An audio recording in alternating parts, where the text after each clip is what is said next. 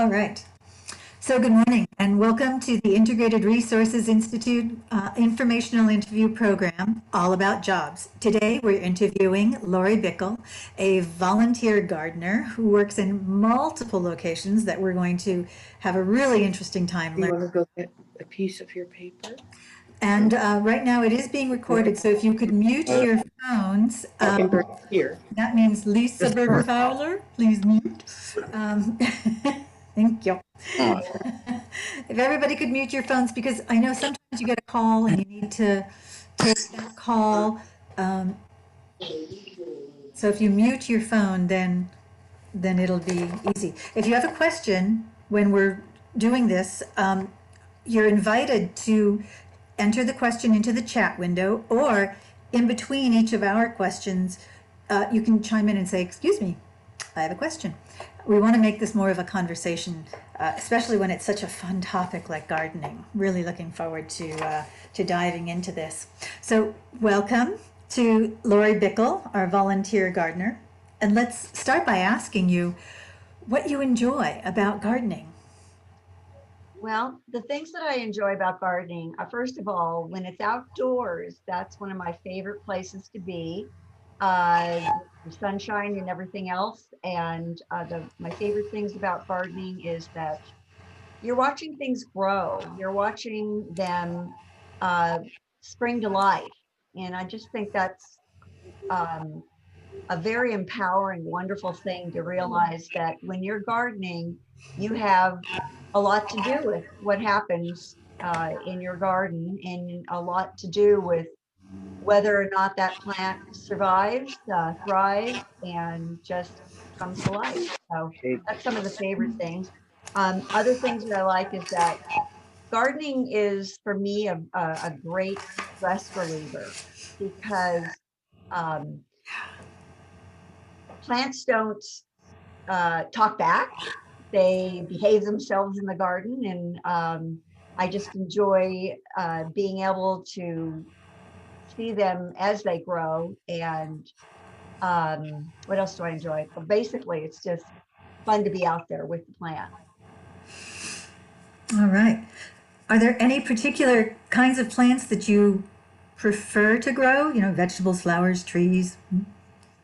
Um, right now, I'm working with vegetables, and vegetables are fun to garden with because they have seasons. And in California, we don't really have a lot of seasons. So you can see that a tomato might grow better during the spring and early winter. And you might find that we're seeing pumpkins all over, and you see them in the market, but then all of a sudden you'll see them in your garden, and you know that they only have so much life uh, in them. So that's why I enjoy the vegetables. I also love the flowers because of all the color. I think colors are fun, and they're also, you have annuals. Annuals come up once a year, and they don't last for very long, but they're more colorful. Perennials, they come back again. You might keep the greenery, and then all of a sudden you have the flowers. Every year they come back. So that's also a fun thing to work with. So that's some things that I enjoy. All right. That's interesting. I always thought of annuals as the ones that return. I had it wrong. I'm glad you clarified that. So Well, they do return oh, they sometimes, do. but Oh, for the most part, they die out very fast. They oh, don't, as though some of the perennials, you'll keep the greenery, like geraniums. Geraniums are a perennial, so they bloom all year round in California. But at times you'll notice that they die off, and then but they're constantly coming back. They don't just come back really once a year. They're continual, and they right. stay in your garden. So they're also less expensive because you don't keep um, buying them every year, and then they die and they're done, you know. Right. Right. Yeah, interesting. So you volunteer at so many different places and they're all so interesting. We're going to be hearing about them in just a moment. But how do you know that a particular place that you want to volunteer at is the place you want to volunteer at? You picked such unique locations? Well, I think that it's easiest when, first of all, the location is very important. I chose to work at one of the at the San Juan Capistrano mission because I really wanted to be a part of the community. I'm technically retired and I couldn't do this before because I was busy all the time. And the mission has such a great history. Um, Missions are some of the oldest things in California. Other states have been around for longer than California, so they have things that are older. Our missions are a big part of our history. They're a huge part of our history. And some of the things that we grow, I work in the vegetable garden there. So technically, I'm a farmer instead of a gardener in that sense. And Right. the nice thing about that is some of the things that we do grow were there when all the priests, basically all the fathers and the Indians and all the Spaniards that came, they were growing these things in the very beginning. And a lot of those things are like corn. We'll grow corn, we'll grow squash, we'll grow lettuce, we grow all sorts of different vegetables. And when you're choosing where you want, I think you have to look, what are you looking for? Are you looking to be with maybe one person? Are you looking to be with a group of people? Do you want to get to know, be social with people? Um, do you want to be somewhere where you're doing indoor gardening? Do you want to be outdoor gardening? Uh, Maybe you want something where if I was working in at the mission and I was working with the front gardens are roses and all sorts of flowers and trees. So you're, doing a lot of pruning. You're doing a lot of helping things by trimming them back so they'll grow even better. So that's some of the things you need to think about. But location, especially, where is this, and what are your expectations when you volunteer at a place? And second of all, your hours. How many hours can you give? Can you only give 1 hour? Can you give 4 hours? Can you work more than one day a week? So what are they asking of you? That's another thing to really consider when you're volunteering anywhere is what kind of time do they want from you, and can you give that time? But that's important to know that you can follow through with what you're wanting to do. Interesting. So, is there anything special that you wear when you go to garden? What is your gardening outfit? Or your First of all, you want to be comfortable. So nice loose pants or shorts are absolutely a necessity. If you're going to be bending down a lot, if you're going to be weeding and you're going to be on your knees, great that you have on pants so that you can protect them. One of the most important things that you can have is gloves. And these are things that you absolutely have to have. Gloves make a difference if they have nice fingers like these that are protected by leather or by plastic or basically. Other things you want, these are my favorite shoes, and they're flat and I can get them dirty, and they're washable, and they're flat, number one, because you don't want to have heels because you're going to sink in. Other things you're going to have, you need a hat. You need some protection. So great to have a visor or a hat or something like that. You want to be having sunscreen on because if you're outside, even if you're dark skinned, you burn. And we know that then, burns can promote cancer, and you don't want that to happen for sure. So those are the main things that you need to wear. Um, and if you burn easy, long sleeve shirt like I have on also helps. And it's best to, when you're gardening, to wear layers like I have on a shirt underneath. If I get hot, I can take this off. Instead of having just a long sleeve sweater, then you can't take it off and you're really feeling hot. So that's some of the important. Right, right. These are very interesting and very important things that you're sharing with us. Thank you. This is fantastic. So, can you tell us about the different places where you volunteer? Well, the main place I volunteer is at the San Juan Capistrano Mission, and then it's just my own garden and other friends' gardens that I've helped them with. I'm going to be gardening over more at the Rios Park in San Juan Capistrano. And this is a little park right off of Rios Street, which the Rios is a family in San Juan Capistrano that go back hundreds of years, and they have a little house that they've lived in continually for probably 100 years. Um, and that's why that street's named that, and that park. This park, the Rios Street Park, some of the people that go there, they've got all sorts of people that help out.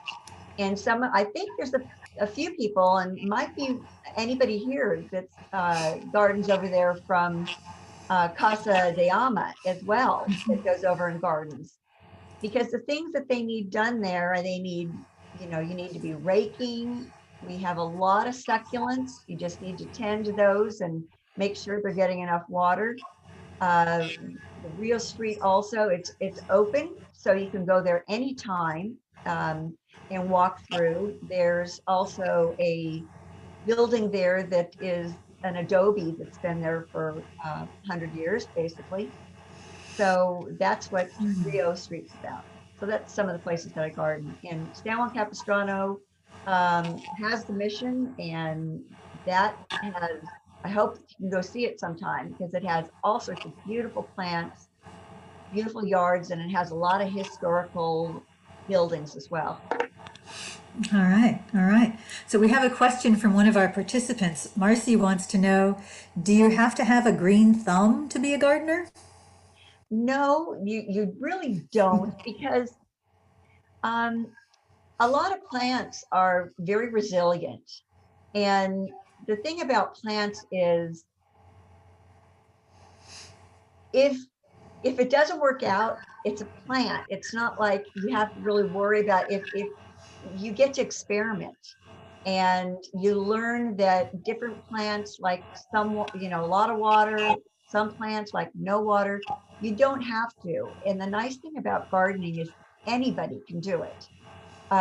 Even if you're in a wheelchair, you build flower beds that are taller that you can reach. You find things that you can do. Maybe you like to be the person that is planting things in from seed and watching them start. Maybe you never even go outside, but you start them in your window.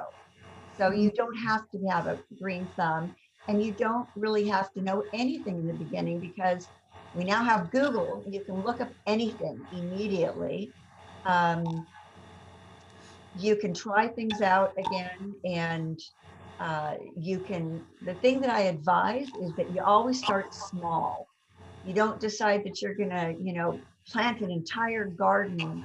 You start with a small plot of land and watch it grow and move on and learn how to do things. So no, you don't have to have a green thumb. Interesting, interesting. And you have a green thumb very clearly, but you're also a garden angel. Can you tell us about that title? Well, I actually, I think that came from, I think at the mission, especially, the missions are associated with God, and angels are associated with God, and are thought to be looking over things. So you're watching over, you're maintaining, you're helpful, you're Wow. thoughtful, you're caring.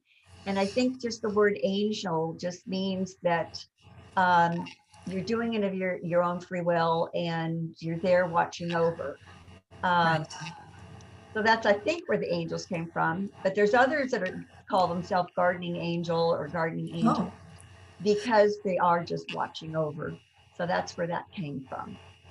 Fair. So that's a general term that many people use. I hadn't heard of it before this. I hadn't heard of it before San Capistrano, but I know that Yeah. there's several groups. One calls themselves Guardian Angels, which Mm. is San the Mission, and then Going Native calls himself, I believe, um, Garden Angels. So I guess I'm sure they use that other places as well. Right, right.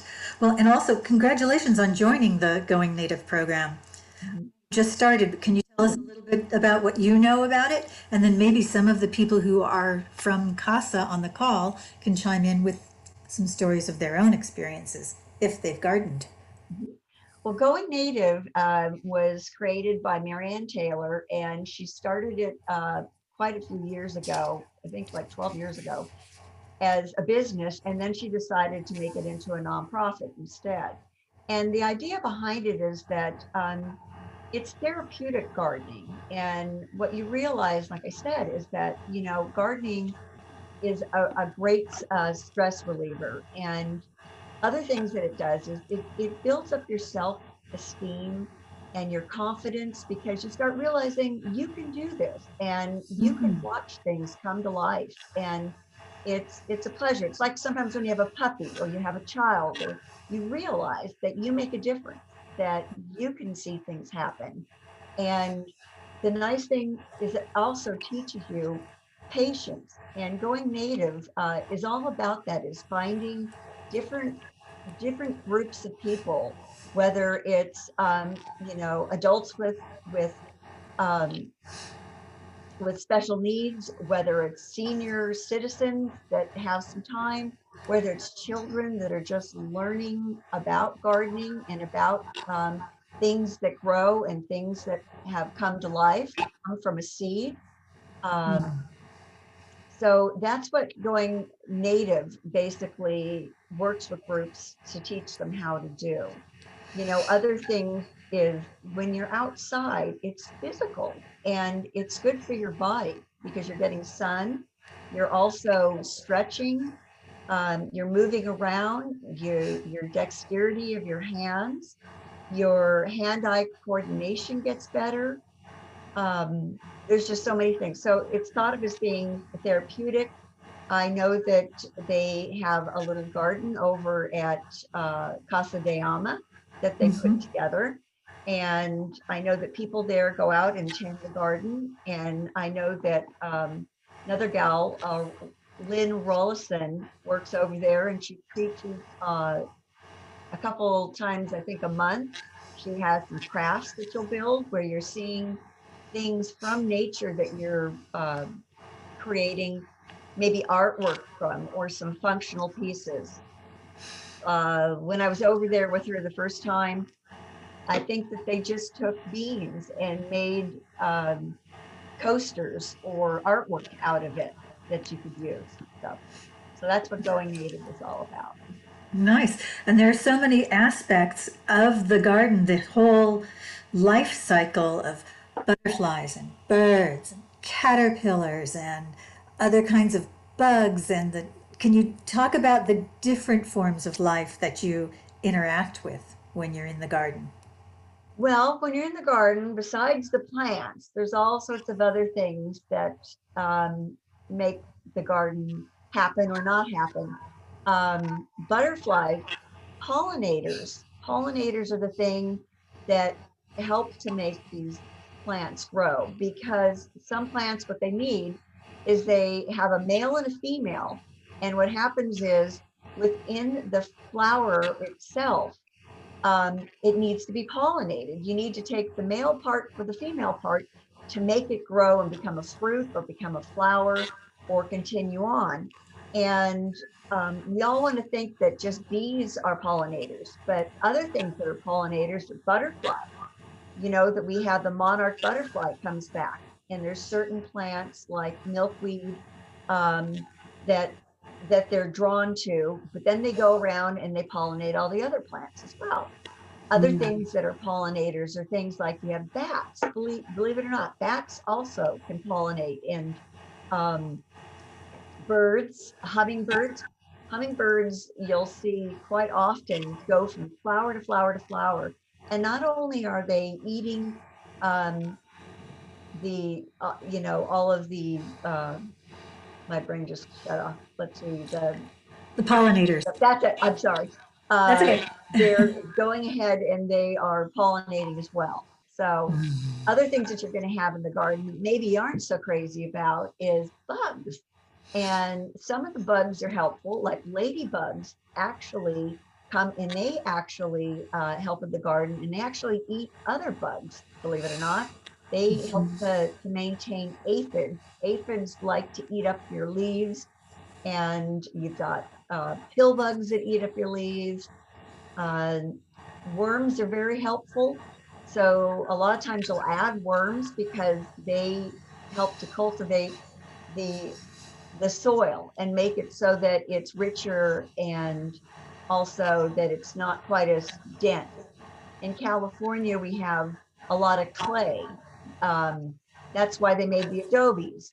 But our clay soil is very hard and water can't seep through it. So the more worms that you have that are going through the soil, the better you have in terms of aeration. So those are some of the bugs that you're going to find. Um, Mm. as far as being a gardener, you can't be afraid to get dirty because it comes off. And Right. it's fun to get dirty actually because it does come off. And you're going to find some bugs. And I'm not sure if anybody dislikes bugs. Some of us do. We all have our most hated bugs, and mine is a potato bug. They're just the ugliest bug ever. So, and I'm glad they're not very prevalent because I even scream when I see those. They're just ugly. But anyway, that's all. That's some things about. All right. And there are some critters that enter the garden because they look at it as a wonderful snack area. Exactly. Deer and rats that we just oof, but they, and there's, I'm sure, other animals and other critters that enjoy eating the plants.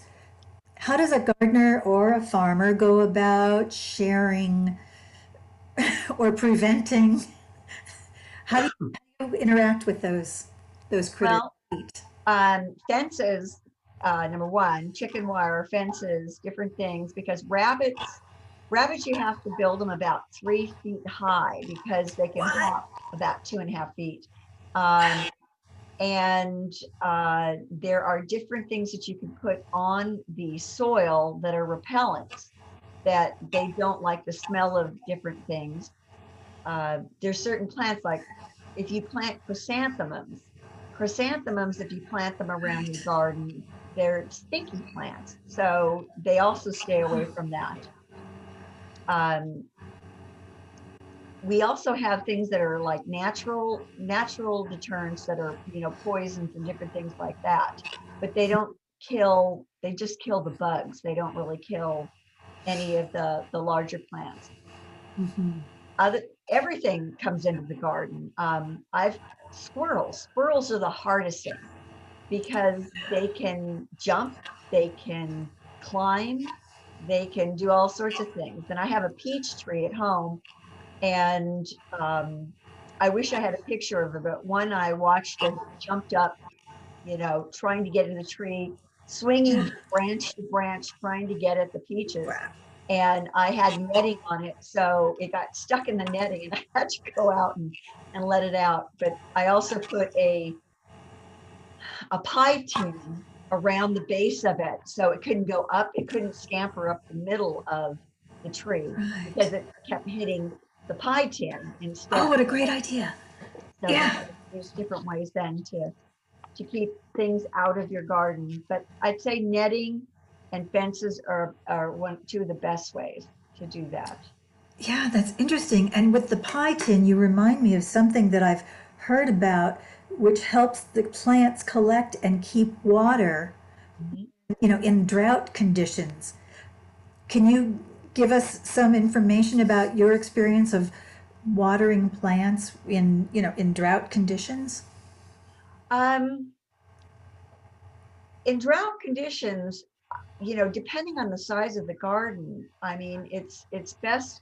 to not overspray. It's best not to use a sprinkling system that is an overhead sprinkling system. You could use what's called drip irrigation, and that way it's right along the base of the plant, and it's watering just at, it's not watering all over, it's just watering the plant. Individual watering is one of the best things to do, obviously, but if you have a large garden, that's kind of impossible to do.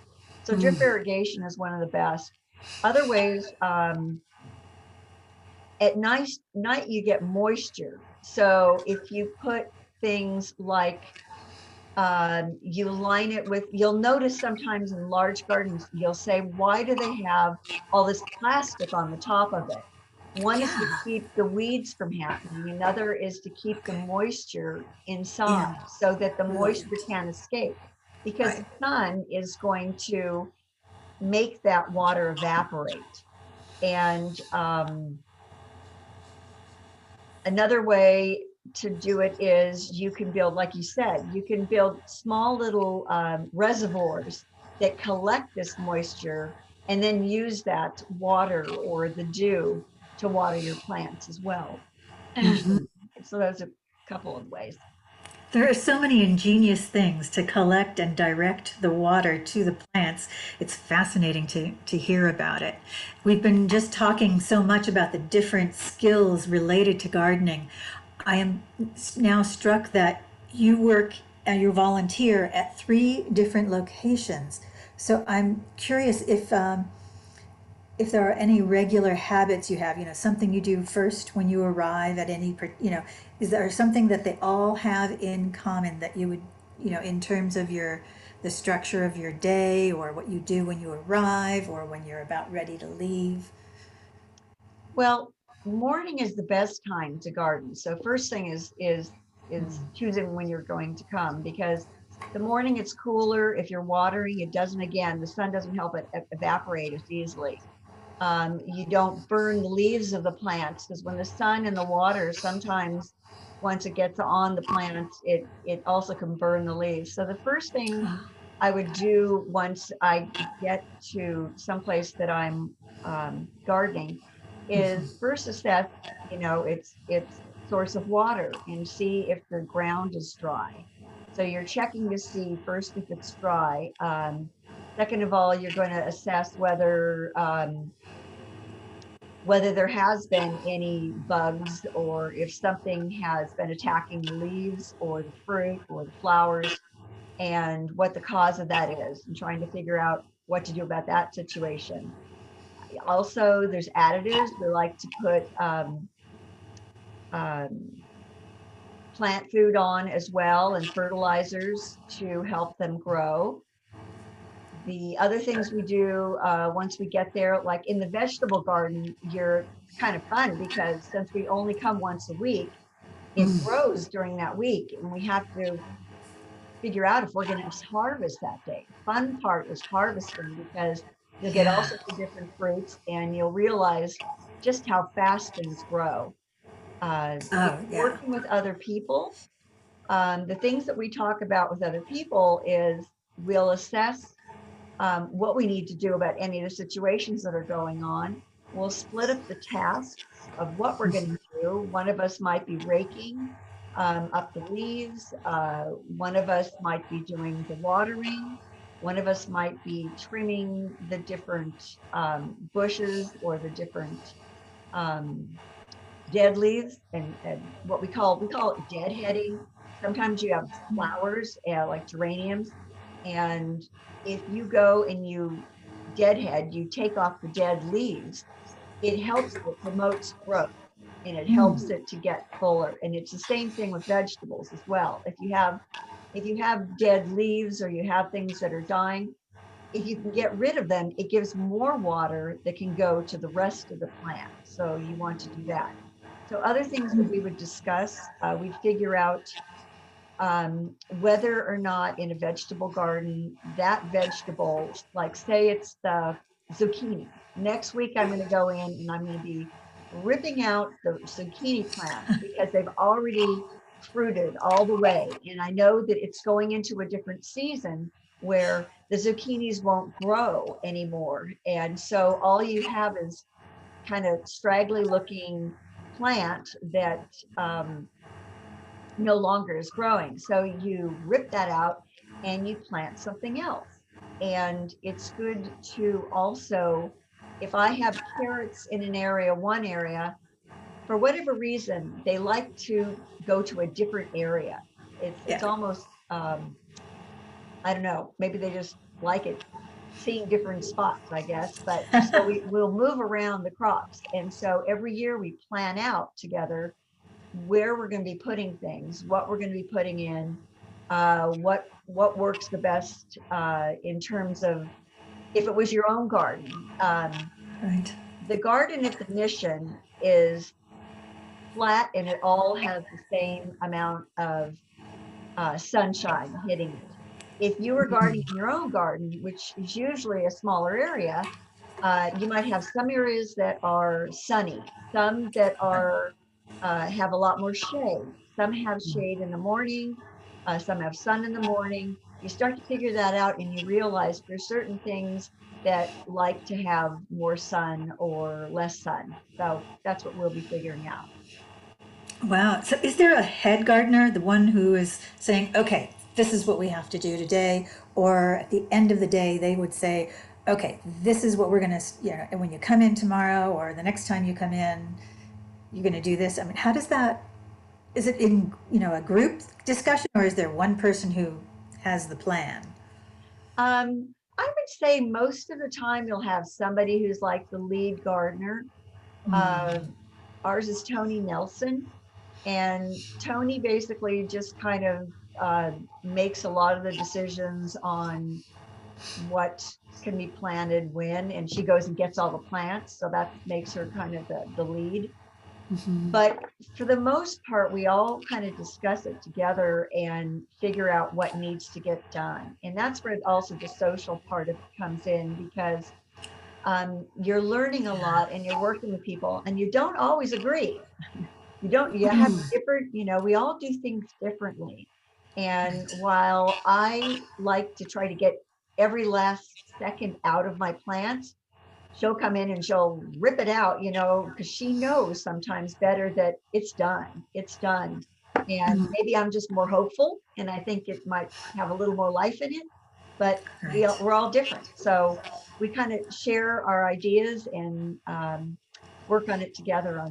So you do sometimes have a lead gardener because sometimes someone has to kind of be looking over everything, Yeah. but you're all involved. It's more that that's the head person, but you're all also the chiefs. You're not all just one's not a chief and one's Indians. You're all the Indians, so you're all the chiefs. So Right, right. It's just that somebody has maybe a little bit more information, and I'm yeah. so struck by, I never knew that you were saying carrots are the traveling plants? Oh no, not just carrots. Lots of plants. They all like. I mean, Well, like yeah, I think of um, tomatoes, right? it's almost like they build up a tolerance. So they it's better to move them around. And I didn't realize this.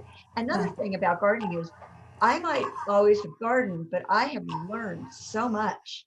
And I can't stress Yeah, enough how you don't have to really know anything. You just have to yeah, have the willingness to go in.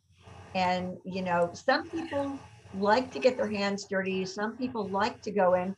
I have friends that the last thing in the world they would want to do is gardening.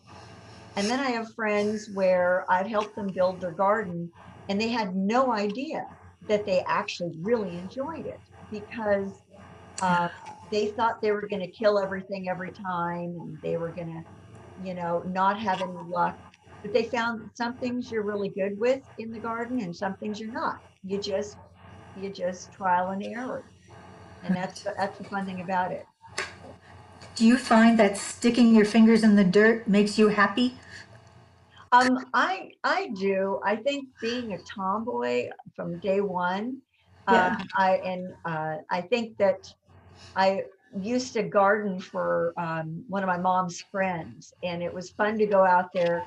And I thought weeding was great, and she thought that was the funniest thing. And she just, used and abused me in the sense that she sent me out there weeding her garden.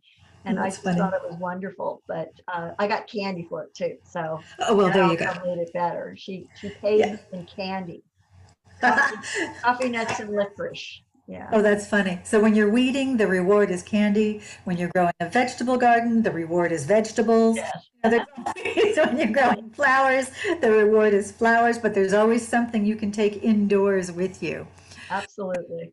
Yeah, I had heard somebody say that when you're eating a salad, what you're eating is collected sunshine, and you're bringing sunshine inside your body.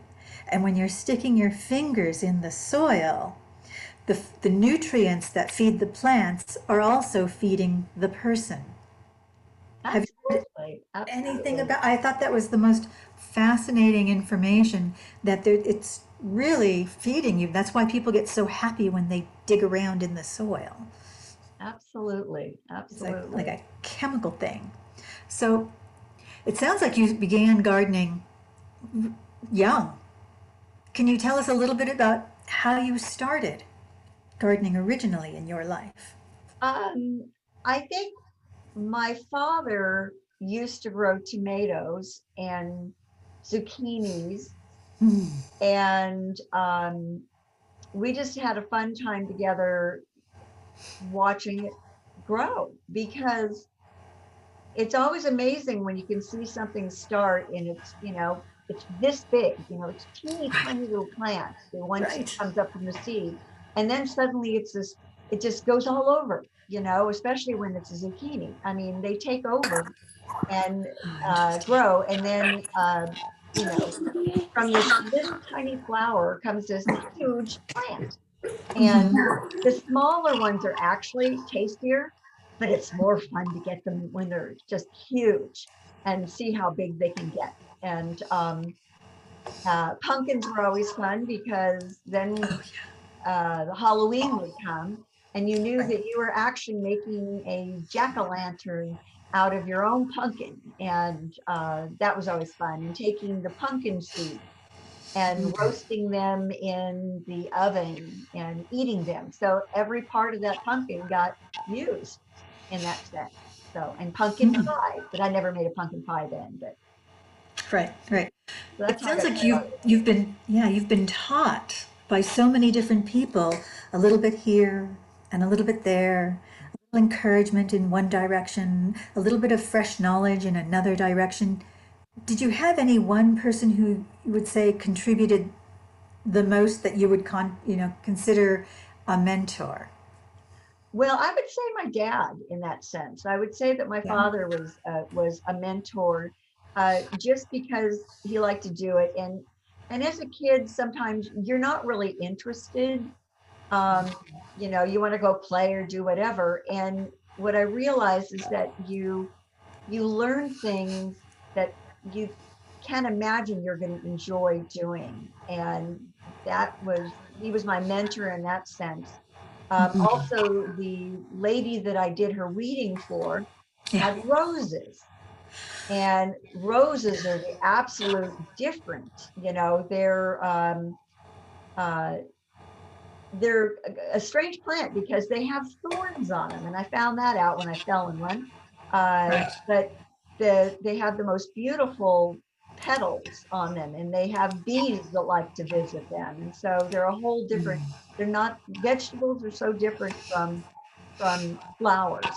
So it would be the second one. So um, a silent mentor is going online and just Yeah. looking at YouTubes, the things Right. people have done, Right. looking at videos that people have made of how to garden, what to do.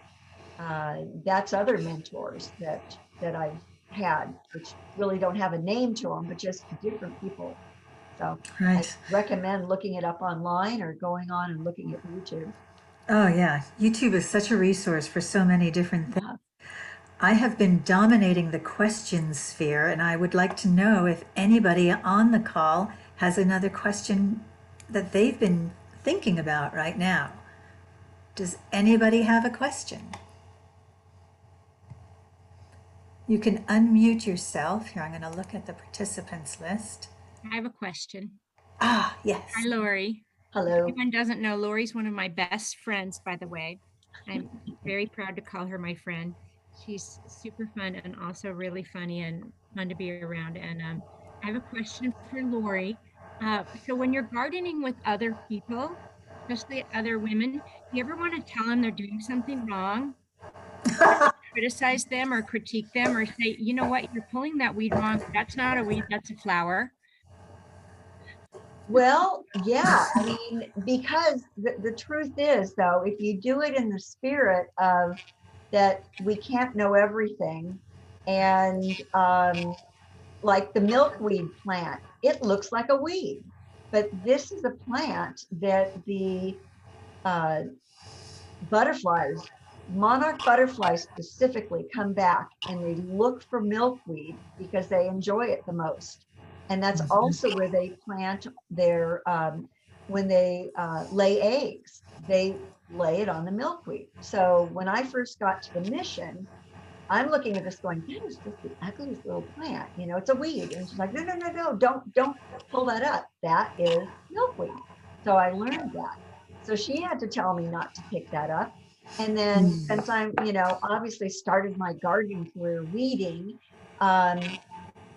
one of the girls who was just starting to garden was pulling out the weeds, but what she was doing is she was only getting the top of the weeds. And when you only get the top of the weeds, what are you leaving? You're leaving the root. And the root can spring up and have another weed grow from that root. So you have to go down, you know, about an inch and make sure you're getting all of the root out when you're weeding, or else you'll have the same weed will come up the following week. It'll just spring right up. They're very, very, very hardy. So yes, we do have to tell each other. You have to talk. And it's like anything, you know, we can't all know everything. So it's just knowledge that we're giving each other when you're telling someone else that they might be doing it wrong. But you have to be careful because we all know when you're telling someone else that they're doing it wrong, you want to get on the defense and say, well, no, I'm not, because you think you're right, because you obviously wouldn't have done it if you thought it was wrong. So that it's good to try to stay in the spirit of that you're all learning together. I could see how you'd be very diplomatic about that. You have that kind of personality. I would Oh. have a little trouble. I'd go, stop that. I'd have to learn from you. I could see how you'd do that very well. Oh, thank you. Thank you. All right. Does anybody else have a question? Oh, it looks like Rochelle might. Yeah, I just kind of want to see if she's ever heard this. I've got a little bit of experience, not with gardening, but just from listening to people like her. So in my past work experience, I was in the wine industry, and I talked and listened to many farmers, putting the winery together with the small cutlings, and then watching them grow, and a lot of organic winemakers. And when we were talking about the bugs and the critters and all that in the farms, I actually had experience where they brought in huge bags that they purchased of ladybugs. Yes, yes. They would buy them and set them free to go eat all the little white flies and eat all the black bugs, because Absolutely. they love to eat that stuff, and it would keep their garden and their vineyards free of all the bugs they didn't want. So it was just really cool to see nature just kind of taking care of itself. Absolutely. And then they would buy, some of them had sheep and goat and fun animals that they would set free in their vineyards to go eat other plants that they didn't want, like the weeds and whatnot, to keep that out of their garden and their vineyards. Another fun fact was they would get an owl box and they would pray for an owl to come and make their home in their vineyards, so that the owls could keep the rats and the mice and the other critters out of their vineyard, which is just so cool to just see nature doing that. Just kind of some fun facts I wanted to throw out there from just listening to people. Okay, I want to say something. Okay, Ashley. You know how you were talking about the Casa de Ama Garden Grow? Yes. Yeah. The arts and crafts are done at 10 o'clock on Saturdays, every Saturday. And we are growing tomatoes, flowers, I think salad, zucchini, squash. I'm just guessing because I don't, I'm hardly out in the garden. And it's very nice. And we're out in the sun. We have picnic tables out there. We have umbrellas, and it's very nice and very sunny, and it's just a great experience. Do you like the raised flower bed? Yes, and we have like monarch butterflies when the season's around. Yeah. And I know butterflies from butterflies because we have a place in Miami, South Miami, where I live, my parents live, called um Fairchild Trouble Gardens, where there's gardens and it's nice. You see the experience, you see all the lakes, you see all the atmosphere. It's like tropical paradise in Miami. Sounds beautiful. I know it's beautiful. Yeah.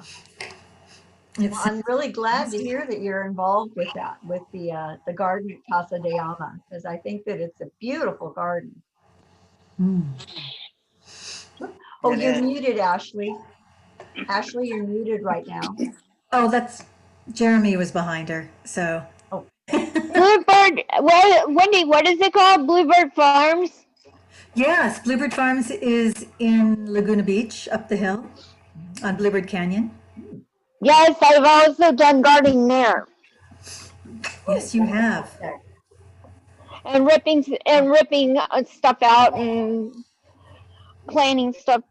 And it was really fun and learning how to do what is it called, Wendy? That you're pulling out the dirt and stuff. So, tilling the soil? No, taking out the stuff and putting it in the beds. I forgot. I don't know, Lori. That's I you. can't remember. Yeah. I can't remember. It's been a while. It sounds But like you have Laurie, I have done a lot of experience with gardening. I think It's what you're nice to meet talking you. about. I think what you're talking about is at the end of a certain season, just like Lori had been mentioning when she was harvest. pulling out the zucchini, pulling out No, plants, compost, putting in the next compost, compost. Sure. Right.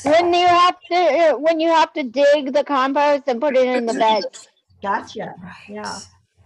Right. Yeah, they had some amazing compost there. Yeah. Huge Sounds amounts. wonderful. Huge amounts. Well, the gardens that you're speaking of at the mission, and they're just amazing. So if you're a part of all that, what a great job. Kudos. It's fun. Yeah.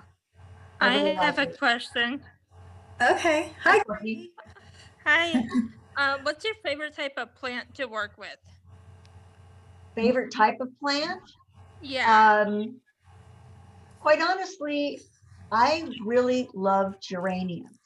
And the reason I love geraniums is because they're so easy and they're so resilient and they have pretty leaves and they have beautiful flowers and they come in all sorts of colors. And so I'd say that's my favorite, and they're perennial. So they stay year round. And I like that because that's the least expensive way to go, the most for your money. And so I'd say as far as the flower goes, that's probably my favorite. We have succulents in our front yard. Yes, yeah. So there you go.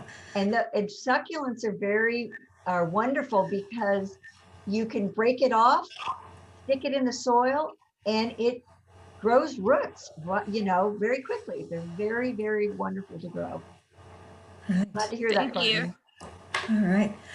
I'd like to ask you about another part of your experience gardening, which is so different than everything else, and that is gardening in a national forest. Oh, Trail maintenance. Can you talk a little bit about that? How that went? well, last year I had the opportunity through the Yosemite Conservancy to go up to Yosemite and work on the trails that lead to the rock climbing areas that some of the incredible rock climbers go on. So these aren't necessarily the well-trodden, well walked on trails, so they tend to overgrow. So we went up and we moved around rocks and we trimmed all the things at the side, and we rerouted some that were had become water areas instead, where the streams are coming down. And we camped out for a week. I camped out in my tent, my sleeping bag, for a week in a little park area that they had. And it was a wonderful experience doing that, and realizing that some of these areas that you're also working on, you're also trying to make them look like they're not paths, if that makes sense. You want them to still look like they're natural areas. So that's part of, like, I didn't realize that some of the areas I thought they were just naturally there. And that's what you're trying to make it look like, is that they're naturally there, but that it's the right way to do it for the terrain, so that the water can get around and people can tramp on it and everything works out good. So How is that done? Does somebody say, no, clear this area and not that area? And I'm so curious how. they have a park ranger. They have park rangers that are specifically Okay. maintenance of the parklands, and some that are just the general park areas where everybody is. And then there's wilderness areas that are maintained as well. And there's rangers, different types of rangers that do this, and can instruct people on how to. And they have all sorts of different groups that go up, and youth groups that go up, and just adults that go up. So, Yeah. so Wow. yeah. Wow. Well, we're getting close to the end of our time. I just have a couple more questions for you. What advice would you give to someone who would like to volunteer, but they're not sure about their gardening abilities? Well, I would say start small. Think about something you like maybe you want to start something inside and grow it from seed. Maybe be sure that you have good gloves. Make sure that you're equipped for it so that you don't hurt your hands, and that you have some things that are helpful to make it a success. Start with plants that might be easy. Succulents. Succulents are a great thing to start with, because they do grow easy, but they grow slow. So sometimes you don't see as much of a difference in a succulent. Find plants that you find attractive, that you're going to enjoy when they grow, like sunflowers or geraniums or petunias, or things and also read as much as you can about things, and don't be afraid to experiment. And if something doesn't work, it doesn't last, don't be upset, try again. So, and That's right. just enjoy the little things. So that would be my main advice. Just enjoy it.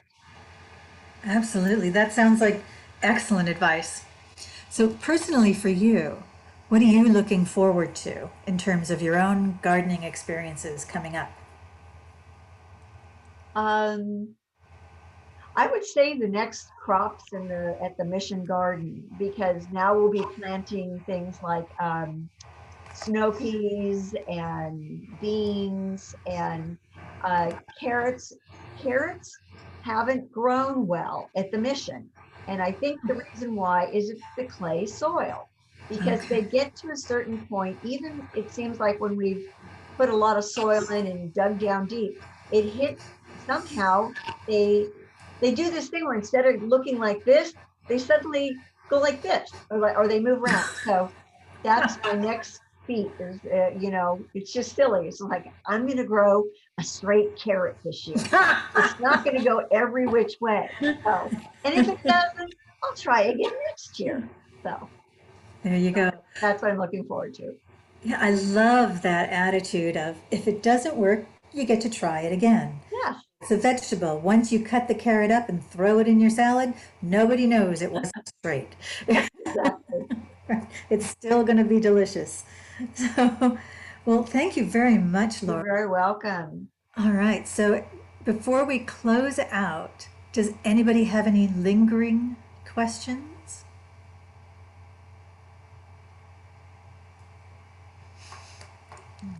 Okay. I just want to say No, we don't, but I just want to say hi to Courtney. Of course. Of Hi, course. Courtney. Hi, How are you?